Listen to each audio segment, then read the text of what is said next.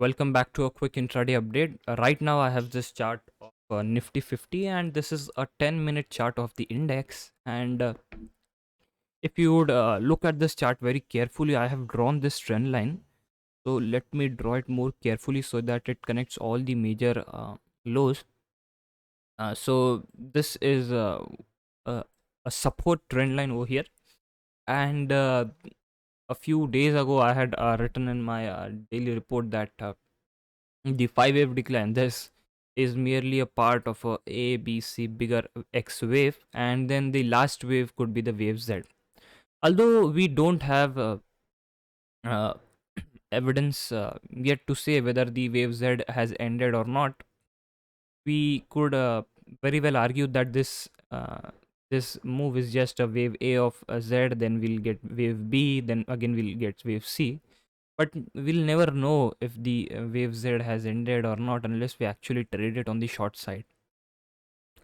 So if I take you to the 5 minute chart, then what you could see is this is a very clear 5 wave decline 1, 2, 3, 4, 5.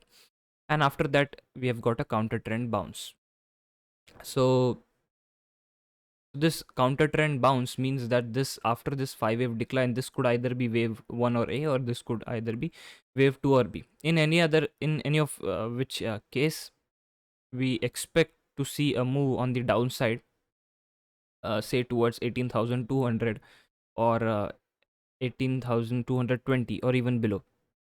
So that just means that if we have done this 5 wave decline, there are high chances that we may not cross above the recent high which we made around 18,400, almost 18,400. So that could be a viable stop loss for the upcoming short trades. Short trades, I would look into short trade once it starts to break below this trend line. So if it breaks below this trend line, then we will have the confirmation from the technical front as well that the short term uptrend, the counter trend uptrend which we saw in a wave Z, might be on the verge of ending, and we might be actually starting the impulsive move on the downside.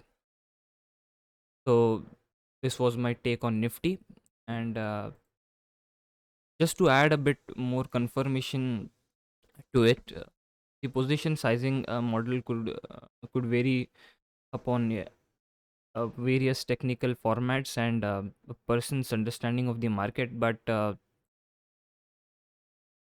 unless I genuinely think that unless this low 11 November low of 18,259 does not uh, surpass, if we don't go below this low, then possibly there could be still some signs of extension in wave Z. And if we close below that, then possibly the 5 minute chart which I have shown to you just right now might be true, and we might actually be starting an impulsive move on the downside. This was about Nifty. Let me take you to Bank Nifty. So this is also 30-minute chart of the index, and so the 20 MA is around 42,000 levels, and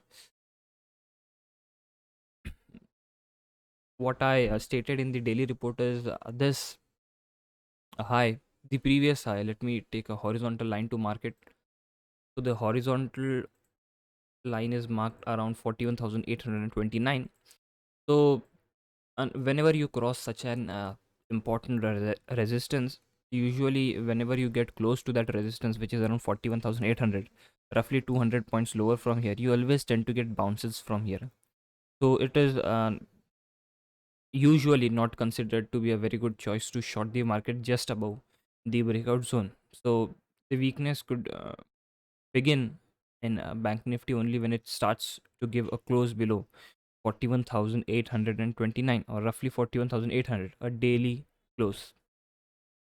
So if we get that daily close below 41,800 and Nifty stays somewhat over here or also crosses below the yesterday's 11 November previous trading sessions high low, 11th November's low, then possibly we might just conclude that wave Z might be over and we might actually be starting a downside move a downside impulsive move both in the indices, Nifty, Bank Nifty, and other broad market indices as well.